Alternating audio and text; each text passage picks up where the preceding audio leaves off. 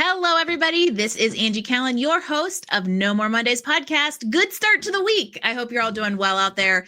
Combated those Sunday scaries yesterday and are ready for a great conversation to help you live and work more authentically. They say everything in life is a negotiation, whether you're closing a deal, asking for a raise, convincing a toddler to eat a piece of broccoli. And if you've ever read Never Split the Difference, you might think negotiations is all about psychological warfare.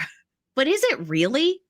Today, I am diving into a new topic for the podcast, and that is the reality of negotiations. Not just the big ones that are in the boardroom or asking for more money, but the everyday ones that shape our careers, our relationships, our self-worth, or even the activities that we do. And I have got just the expert to help us unpack it all.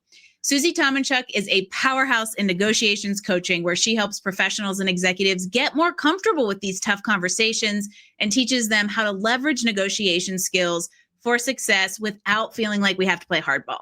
I love her approach to communications because, spoiler alert, that's what negotiating is. And so let's get this conversation started. Susie, welcome to No More Mondays. Yay. I'm so happy to be here. Thanks for having me. I love this. So for everybody out there, a little backstory. Susie and I actually met IRL at a conference this past summer. Not The Thing, by the way. I actually do go to other events. If you've been listening recently, I've had a string of guests who came from The Thing. But earlier this summer, Susie and I were both speakers at a pretty big conference. And it was funny because as we were each on stage, we kept like, oh yeah, wait, that sounds like me. That sounds like you. And it was like this ping, ping, ping. And here she is living in Denver. And it was like, we need to have our worlds collide. And so here we are. Love it. And we both come from the school of thought of abundance, and there's enough room for everybody at the table, which I just love that. So I'm so happy that we connected. We were supposed to meet. We totally were. And also, this conversation is reversed on Susie's podcast, which she'll tell you about before we go. So there you go. There's a couple aspects of all of this. And I love what you said, Susie, about this idea of abundance and there is enough for everyone, because I completely believe that collaboration is better than competition. And in a way, that kind of relates to this topic of negotiation. And so I want to start with like a fact and fiction situation here. Okay. How true is this notion really that everything is a negotiation? Is there truth to that matter? Is that just like an overused phrase at this point in society? It's so funny because I just had a friend today remind me that after she got to know me and we had these conversations, she goes, I always knew that negotiation was in my everyday, but it is like really in our everyday conversations. And I get really energized and passionate about that idea because it is about communication. It's about connection. It's about trust. And really, negotiation was first taught in law school in the 70s. And that was about the win-lose. That's where win-lose came from. And then through the 80s, business schools started adopting the strategies around negotiation. And now when you look at everything that's written on it, it's all around EQ and how to connect. And it's about the relationship. And it really is truly something that you need to work out with somebody else. Because listen, we all have a different position. We all see the world through a different orientation. And so just given that reality, every discussion is a negotiation. I think that's such an important, and I feel like let's stop making the word negotiation a dirty word. Totally. Thank you, win-loss of the 70s, which we're gonna talk about, because I think if you can shed that mentality, it really does become a discussion with the attempts to find common ground. Mm-hmm. That's exactly right. And I've interviewed men and women who negotiate for a living and that don't negotiate for a living, but they're executives. And I found it fascinating. And this is my own research, so it's not like I'm going to give you the exact stat, but a lot of the men would say, oh, I negotiate all the time with my boss, where the women would look at it and go, yeah, that's this situation. It's like this laminated list that people believe. And I think that we should use that word more liberally, because if I say to you, if you and I are colleagues in a corporation, Angie, and I say, hey, Angie, you know what? Let's sit down and let's negotiate our priorities. When you think about that, what I'm saying is I'm interested in understanding what your priorities are and how can we blend those together. It's a powerful word. It's such a mindset shift around this idea that immediately My mom listens to every one of these podcasts. So mom, I'm going to Hi, talk Mom. about dad for a second. When I think about negotiations, I think about the off the charts level of my dad's blood pressure anytime we needed to go buy a new car when we were a kid. Yeah. Right? That's what we think Yeah. about. And so when you sit down and say, hey, let's negotiate priorities, people bristle, right? The hair on the back of our head stands up because it is this word that has a connotation when we really have the ability to shift our mindset around this topic and think about it as an effort in communicating with somebody and finding the commonality. So how do we start shifting that mindset and turning negotiation into something that just happens instead of a situation that we've got to get stressed about? Yeah. And I do think it is getting comfortable with that word. And I think you hit on it. We all have a different relationship with it. It all evokes something from our past, whether we felt manipulated, we felt taken advantage of, or we saw that through others. Because really, at the end of the day, a negotiation is a high stakes situation. And so I like to tell people to start looking at their week or just in their regular day to day. What is high stakes to you? And what that is what evokes emotion that it feels a little difficult to you. And it could be as simple as starting a difficult conversation with somebody that you know is going to feel uncomfortable. Mm-hmm. And it could be very simple. You know, if my daughter, I helped her move and she promised to buy me and my boyfriend, this is a fictitious story. She volunteered to buy pizza for my boyfriend. And this was over a year ago. And she hasn't. Well, to me, going to her now, she works for a living, she makes good money, but to say, you never bought that pizza, that feels really high stakes for me. When it's not even on her radar. On her radar. And so to be okay with, why is this high stakes for me? What is causing that? It could be, you know, I used to work with a guy, his name was Dan, and I didn't have high trust with him. So when Dan was in a meeting with me, I didn't share as openly as I did when Dan wasn't there. So that meeting was high stakes for me because Dan was there. So just understanding that, it's not an excuse, but being able to go, this is high stakes for me. Let me unpack that a little bit for myself. Why is that? So there's a perspective there. And we all have one. We all have a lens. We all have experiences that have colored that lens and going into a negotiation, because that's what we think about, heightens those experiences or intensifies the lens and the perspective that we bring to it. And oftentimes it sounds like, you know, this idea of like not being able to think about the quote unquote other side, which is tricky language for what we're talking about here, but being able to put yourself in those shoes can shift things a little bit, or maybe help you back off the intensity that it feels because of your specific perspective. Absolutely. You know, Harvard says if you take 30 seconds before you walk into a negotiation and consider the interests of the other party, you will have measurably better results. Think about that. If you're going into a meeting that you're really stressed about and you take 30 seconds to consider, to your point, flipping yourself into the chair of the other person, you create an empathetic lens a little bit more. You might pick the right words. You might start in the right place. And that it's a shift.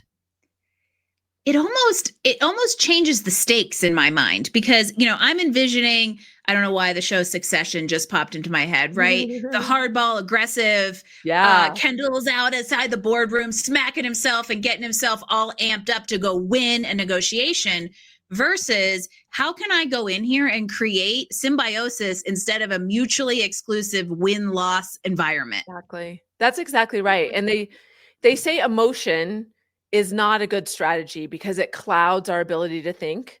And when you're clouded, you focus on what you're interested in, which then inhibits your creativity. And we don't want the other person to get emotional either because we want them to be clear-headed. Because when both parties are clear-headed and they practice reciprocity and they're showing collaboration, you're more likely to continue to do that. But as soon as you focus on your own interests, as soon as you do that, guess what the other side's going to do? Focus on theirs. So let's talk more about this. The focus on winning, avoiding uncomfortable conversations, losing. How do we, so I love this like little tip from Harvard, great little piece of advice. How do we then, okay, so there's like layers of this mindset shift. So one, reframing what a negotiation is and is not. Yep. I would say two, being aware and self-aware of the perspectives, Yep. experience, knowledge, and beliefs you're taking to that conversation.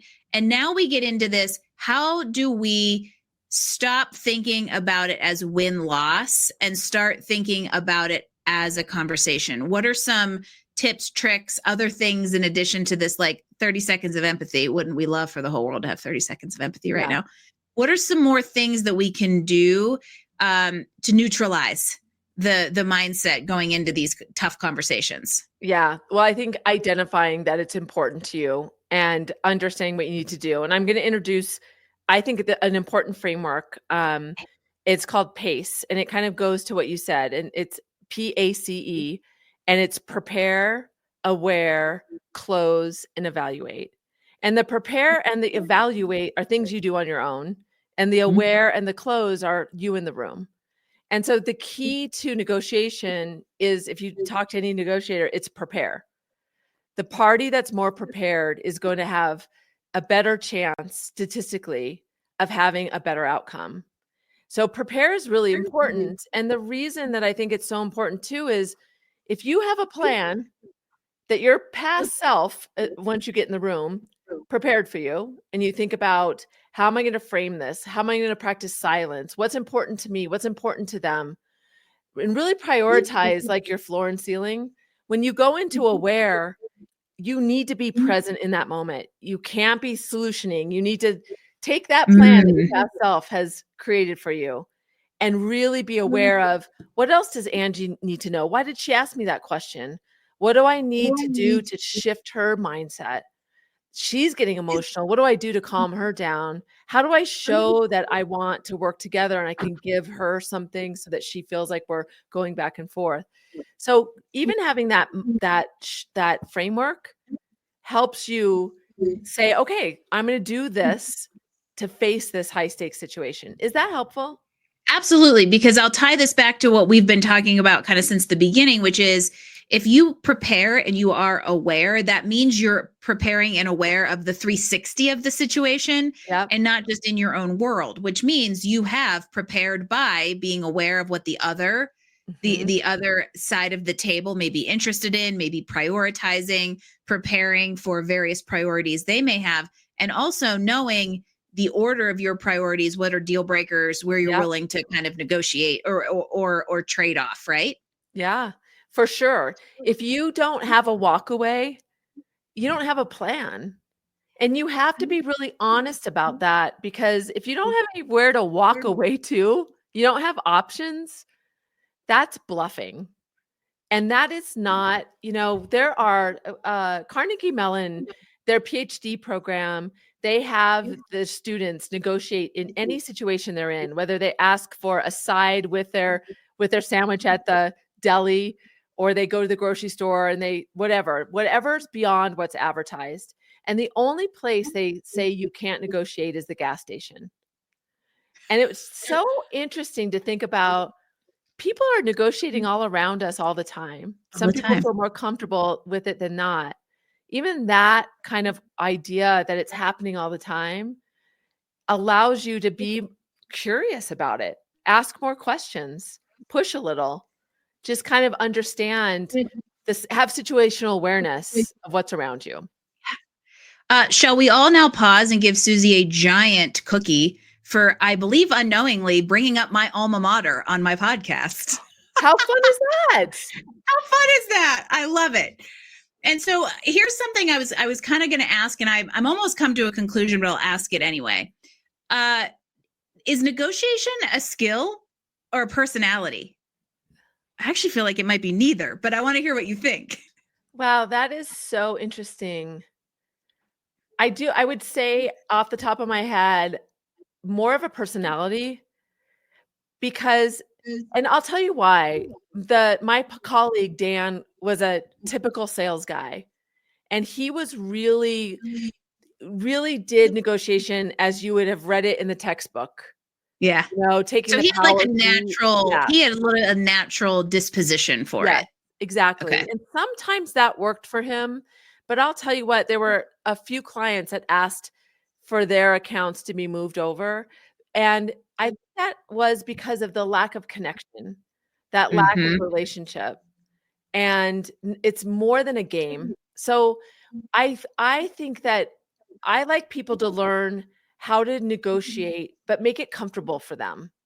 Yeah. Not come and, wear this tacky orange suit or what, I don't know what visual, is you're that person that goes like this, that The used car I got a salesman is deal for probably you. the easiest one to think about. But this is an interesting example because it sounds like it can be a personality, but that may not always serve because it likely means they're leaning on natural strengths and not preparation and awareness versus someone who learns a framework and kind of a skill, but figures out how to take an approach that's like genuine to them and Yep. in relation to the audience. I totally agree. I totally agree. So it is a skill. So yes. So I could position it that way too, is Yeah. it's a Yeah. skill that you learn and you adopt it to make it your own, to feel comfortable for you, while allowing it to sometimes when the stakes are high, it won't become always easy, but at least you feel more confident. And there's an important thing about this isn't, we keep talking high stakes. High stakes is in the eye of the beholder. I think the Mhm. obvious thing we think about is like a big deal, negotiating a salary or a contract. But there's the underlying theme here is this idea of advocating for yourself in Mhm. all your aspects of life because it's happening all the time, whether or not you're prepared and aware or not. Yes, it totally is. And that's kind of the basis of where this came for me. Was in my corporate role, Dan asked for everything. And he would Mm. ask for the parking space. He even asked for me to report to him because I had good results and he knew that would make him look good. He asked that my team and the accounts that I owned reported it into him. He just didn't have any boundaries around it. It was fascinating. I learned a lot from him. Mhm. But what I realized is when we both got new offices and they were both big and overlooked the mountains, and they were, had a conference table back in the day when offices were really important. That was the thing, yeah. Yeah, but Dan's was at the corner of the hall. And my executive coach said, "You got to go ask for the corner office." And I was like, "What? Didn't you understand? They just gave me an office." And what I realized was they always thought about, well, Dan will complain about this or Dan will ask for more, but Susie will just take whatever we give her. So in the meeting before the meeting, when they decided about the offices, they did math for Dan. They didn't do Susie math. Oh, and it wasn't about Dan advocates for himself the most. It was, we don't want to hear Dan complain. Yeah. Oh, that's interesting. And he just asked a lot. Like, I think there is even just increasing your quotient of asking. We have this Yeah. fear of getting no, which sometimes Oh, yes. inhibits us from asking. And what's interesting about no is it's hardly ever delivered in the best way it could be. This would be the best way. No, you can't have this, because then you're going to go, "Oh yeah, let me tell you Then why I you get need it." closure and can evaluate. Yes, Look at that. exactly. But no is usually delivered in a sneaky way. "Well, not right now. Yes. We can't do this." So it's really sneaky, but we believe it's easy for people to say no. But research shows that it's hard for people to say no. And if you doubt that, think about how hard it is for you to say no. We Practice hate saying no telling, and more. I actually think it's a little bit of a problem in society right Yep, now. I agree. We hate telling people things they don't want to hear. I believe that there is a kind but direct way to do that because otherwise, in this particular example is perfect, you end up leaving them wondering without closure or expecting the answer to change because it wasn't absolute. Yes, it's diluted and you don't feel that good about it. And it makes people like, you should never accept the first offer. We've heard that. You should never accept. You should always ask for time. One of the reasons we don't think about is if you accept it, if you offered me double what I expected, Angie, and I go, Oh my gosh, yes, of course. You're left with this feeling of, oh, I could have gotten her for less. Uh-huh, So when you uh-huh. ask for time, you're showing that you really respect the offer. Yep. It's a good strategy on both sides. So you're exactly right. When you dilute your position, then that makes the other person doubt you have the skills or your value is as high. And we dilute that. When you talk about advocating for yourself, how do you talk about yourself? Yep. How do you position? How do you frame what opportunities? I heard a woman at a leadership conference who's at the C-suite. She goes, I never realized I don't know who the right people are for these special projects, but it's easier for me if somebody's raising their hand and saying to me, I want to do this. I'm not going to give it to the silent person. Yeah. Yeah. Because the silent person gets the lesser office because they know you're Yeah. not going to say anything about it. And I think there's a difference between, well, I tell people this in the world of job searching is you ride the fine line between annoyance and persistence. And I think that is true in most areas of life where we have to advocate for ourselves. And this is where I want to bring in something you talked about earlier, which is EQ. Emotional intelligence is huge in these situations. And so, how can we be better at reading the room, knowing when to push, knowing when to be the boy who cried wolf, knowing when to kind of like back down a little bit? Whether it's super, super high stakes or just an everyday, where does emotional intelligence come in and how can that help us inform how we approach things in real time? Yeah, it's such a great question and it's always different, but I would say situational awareness is really important in thinking about that. So in your prepare, do they think that I'm going to ask for something? What is their expectation? How are they going to react? Are they going to be surprised? Are they going to be shocked? Are they going to be frustrated? All of those emotions are okay, but being prepared for those emotions that others show to us can make us retract or make us nervous or make us change our position. So preparing for what is that room going to look like? What are the politics that are going on? Do you have positional power? What is the relationship with that person? Do I need to spend time kind of connecting with them before we get into the nuts and bolts of the deal? And then once you get there, really being clear about what is your ask? What are the three things they say, especially women, they're so proud of themselves for getting the courage to get in the room that they're just waiting for that opportunity to exit. I feel like that's a win. And there's nothing more beyond that sometimes. Exactly. So even deciding, I'm going to ask 3 times, or I'm going to ask for these 3 things, and really being clear about what your plan is instead of avoiding it. And that can really help your EQ. And even in the moment, I like to consider what's going on here. How am I feeling? A low stakes situation that's just a mundane like meeting that you're in. All of a sudden, a senior person walks in and sits down. All of a sudden, low stakes goes to high stakes. So for you to go, all right, senior person just walked in. Do I say anything to him? Do I not? You make a decision about how you're going to handle that situation. And so situational awareness and giving yourself that permission to adjust to what's happening in front of you instead of just your plan. It has to be a combination of the two. And I think what's so great about what you just gave a great example of, I think how we can build confidence in and condition ourselves a little bit to these conversations by putting ourselves in more low stakes situations and pushing our boundary and our comfort zone when we're in those situations. Then you have a thicker skin when you're in the big room. Yes, totally. And it could be in your day to day, like when have an opinion. If you usually, when you're deciding what restaurant you're going to eat at, if you usually are like, whatever you think, honey, have an opinion. Yes. Decide, change the course. We listen the least to the people that we know the best because we believe, including ourselves. Yep.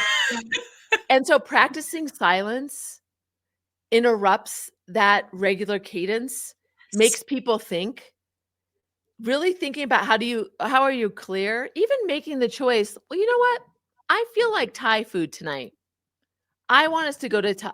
Like having it, to your point, those are all low stakes situations, but change the way you approach them and see what happens. I'm going to go back to speaking to the women out there because I think that we tend to, well, I'm going to remove myself from the we, because ask me what you want to know and I will tell you. But I think in general, we tend to be more conciliatory. Yep. And we have opinions, we don't share them as much. And I think some of it comes from, we're going to get on a little soapbox, but we're two women, we're two power women, we can do this. We're allowed to do this. I think that part of that is also when we look at the professional world, there is like a stigma or an expectation or a double standard even in how we communicate. And if a man goes into a room and is very direct, I experienced this firsthand in my career as an engineer. If a man walked into a room and was very direct about what needed to happen on a project, everybody hopped to and was on board. If I walked in and said that, I'm a you know what with a capital B. Yeah. How can we embrace this idea of advocating for ourselves, being situationally aware, being emotionally intelligent as women trying to navigate some of those dynamics? Yeah. I think there's two things. One is, and this might not be a popular answer, but it's an important answer, is even contemplating how they expect you to show up and what do they expect from you, and not to fall into that. But to your point, how am I going to finesse the way I'm going to ask them? It's important to think about their interests, their lens, and how they view you. Is there prepare and aware? That's right. Exactly. And the other aspect of that is your frame can be in your voice. Think about how you're going to frame or how you're going to position. And it can sound like if you wanted an opportunity that you know that is going to come up publicly, and you wanted to kind of seed the idea for somebody to think of you, think about how you're going to frame it. If you ran into them in the hallway, or if you have a few minutes before the meeting starts, how do you say and be prepared for, hey, Angie, I saw that you're expanding your team and I've always really respected you as a leader. I'm interested in pursuing that role. What do I need to do? Who do I need to talk to? And how do I put my name in the, I haven't thought about exactly how to say it, but you get what I say? Like, you don't have to become this other person, but frame it in a way that they can hear you, and you still are that person that they expect, but you're still not diluting your message. And you're still yourself. Mm-hmm. You are adapting, or I should say relating is probably the better word, your authentic self to the audience. Yes. Because there's a difference between being a chameleon who shows up differently to different audiences and the same self who relates that in a way an audience can understand. There's a big difference between shape-shifting and yourself with a twist. Yes. And what I think you're saying is if you're prepared and aware enough of the audience, you can be yourself with that twist that's needed for it to land well in the room. Yes. And don't forget to, we hear our own voice from our own mind, and that person hears what you're asking for from their perspective. So if they're direct and they're bold, I will also kind of take on a little bit of their persona, and especially if I don't know them that well, and be direct with them more than I feel comfortable. And I'll take that confidence from their delivery. Yeah. Oh, so now we're getting into some of the tactical advice, which I always love getting into, because that's in a way, what you just described to me is the sales kind of tactic of mirroring, which can actually help you relate to somebody and help you ease into a conversation because you're feeding off of them, but also in a way that they kind of get. So you can lean into that as a starting point to these kinds of conversations. Yes. Mirroring is really big, and we don't consciously think about it. I think that's why if you can think about negotiation in every day and you start spotting these things and watch how people practice silence, see how people mirror, what is the power in the room? Those are all things, once you pay attention, you can't unsee them. But mirroring we just created some confirmation bias in a good way, in a good and leverageable for your communications skill building way. Okay, good. I could just see it. You're going to go to lunch with your coworkers later, and it's going to be like, oh, we're negotiating on whether we're sharing an appetizer or not. That's right. Who knew? right? Yeah. We talked about something, just touched on it earlier, that I wanna get into again from that like practical perspective. But in this whole layer of negotiation doesn't have to be win lose, but we think about it that way, and that brings up our fear of rejection or fear of confrontation. How do we address that from a tactical perspective? Yeah. I really like to ask questions. Um, Help me understand uh, when we say no. Sorry, I'm just trying to like think in real time about how to say this. When we hear no, we think of about like, okay, that's the answer, goodbye. And instead pushing through that and help me understand, is it a timing thing? Is there something more I need to know? Give me more context of your answer so that I can kind of solution around that. So asking questions not only gives you some insight to a bigger context of how they see the world, it can also trigger them to go, oh, that's an easy give. I never really thought about that. So asking questions Ooh. helps to expand. I always tell people when they're preparing to think about leverage. Leverage comes in a lot of different things: the emotions, the relationship, the deal points, how much time you have. Leverage is a lot of like flowing things. When you think about expanding that for yourself and the other side, what you're doing is you're opening up the opportunity for more curiosity. And when you think about asking more and unopening or in opening more about understanding their position, what you're doing is you're helping them problem solve. You're helping them expand their view. And if you look at it like that, you're helping them help you. And you're adding value to yourself in real time. Yes. And I'm going to make a crazy connection here for a second. Love it. Um, for anybody out there who has job searched or is job searching, I would attest that networking and interviewing are also negotiations. You are having a conversation around how you might be able to add value, they can add value. And same in an interview. And I love some of these tactics for interviewing. I've told people that before, like, you don't have to just answer a question. If it would help you to ask a question, you don't want to do it all the time in an interview, you're like shifty, but if it helps you to ask a question to get more insight to answer the question appropriately, you're helping yourself and showing insight and buying yourself a little thinking time. And all of that can help you with that little pause, with that little silence that helps you just go a little bit when you're in these high stakes conversations. And I'm going to add a bonus to that. When you ask a question that makes the other person think or is unexpected to them, they think you're smart. Yes, they do. I call those smarty pants questions for a reason, everybody. But it's totally true. It's because you showed the thoughtfulness, the insightfulness, and the curiosity to ask it, which goes a long way if you're interviewing with high-level executives and you're meeting them kind of at their level, but that's the same as being in a room where you have prepared and you're aware of your audience and you are meeting them where they're at. Yes, that's exactly right. Right. It's all about how do you bring their story, your story, how do you bring them into the book?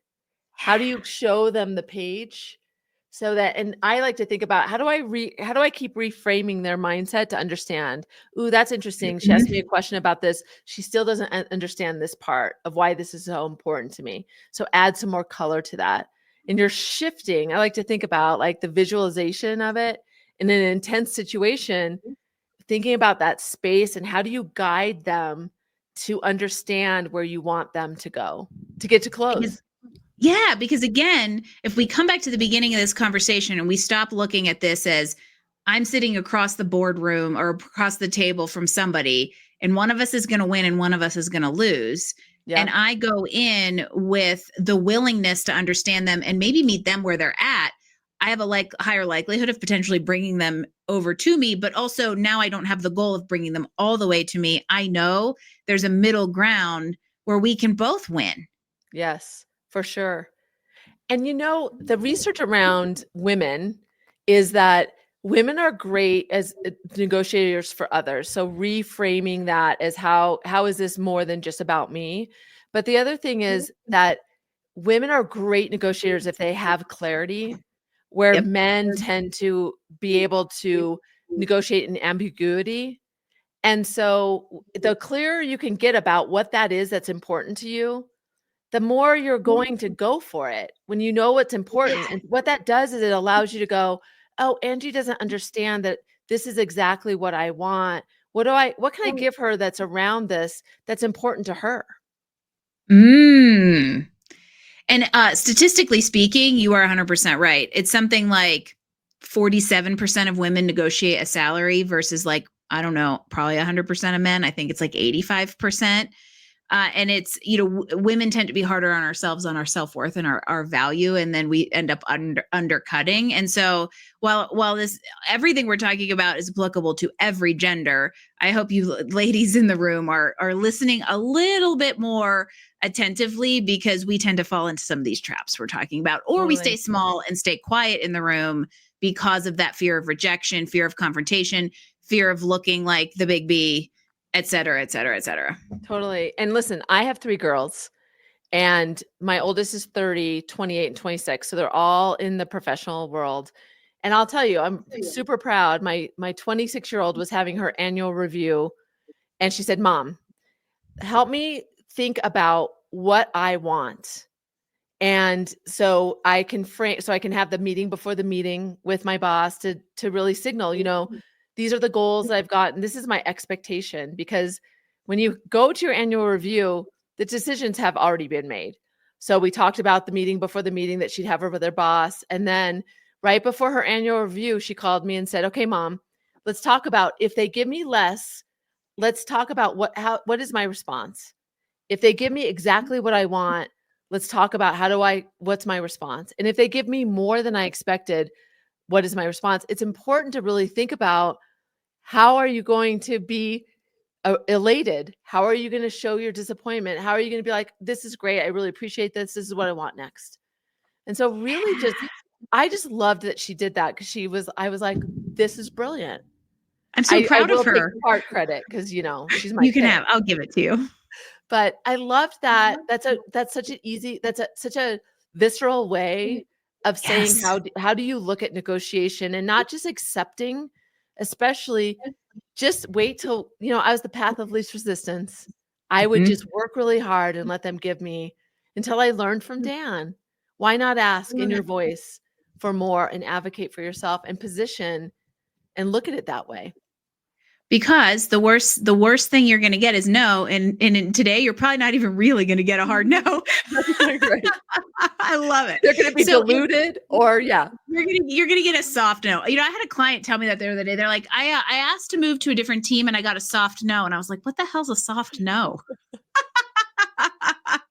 So I want to know, as we kind of wrap things up for this conversation, because there's like so many more I want to have. If you could wave a magic wand for everybody out there and they could wake up tomorrow with one negotiation skill, what would it be? Oh gosh.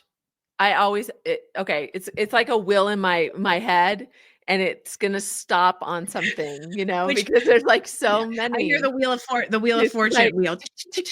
Yeah. Okay. So I'm going to take liberties and say, start using the idea of, is this situation high stakes for me? I need to be thoughtful about negotiating. So use it liberally. I'm going to give myself an extra. You can have 5 if you want. Just give it to us. Okay. Just lay it on. And think about how you're going to move into that situation. Like really think about your frame. How are you going to frame it to the other side? And then I'll just give you 3. I'm giving you 3 tips. And then think about the cadence. Practice silence and even awkward silence. And that unlocks, even if you just do it with intention, sometimes you have to practice it. That changes the conversation. Knowing when to shut up is a really positive skill, a really, really productive skill. And I'll tell you, that's one thing, I think it's very fast, and to a detriment sometimes. My husband cannot get it out as fast as my head is going. And that creates some challenging negotiations. And if you can just be comfortable with 15 seconds, sometimes people just need to freaking think. Totally. That's it. Yeah. It's that simple. Yes. I love this. So The self-awareness to know what's high stakes and not. Yep. Silence is golden. And how you frame. And then the framing. Yep. Absolutely. It's the differentiator. The framing and the silence, like all three of those as a combination, lethal. Love it. All right. So how does everybody find you and tune into all of this amazing negotiation, but bigger picture communication wisdom you have to offer? Because I love this. And this is like so usable in all aspects of life. So how do we get more? Yeah, I'd love people to join my world, live in my world, and never see the world the same again. I have a link, negotiationlove.com. You can sign up I have a newsletter that goes out every week with just tips. It's, just kind of my life. You get a little taste of my life. And I have a podcast. You can find it there too, How to Get What You Want. And the secret answer is adopt a negotiator mindset. So I'd look love at that for full circle. Yes. I'd love for people to follow me on LinkedIn. You can start there. So just look for Susie Tomenchok on LinkedIn. There's only one. We will drop all these links in chat. Negotiation love. Love. Yeah. Everybody should love negotiation. Negotiationlove.com. Yeah. Or at least not hate it. So negotiationlove.com. There's some resources there, the podcast there. Yours truly will be there very, very soon. And you can find Susie here on LinkedIn if you're watching us live. She and I are connected.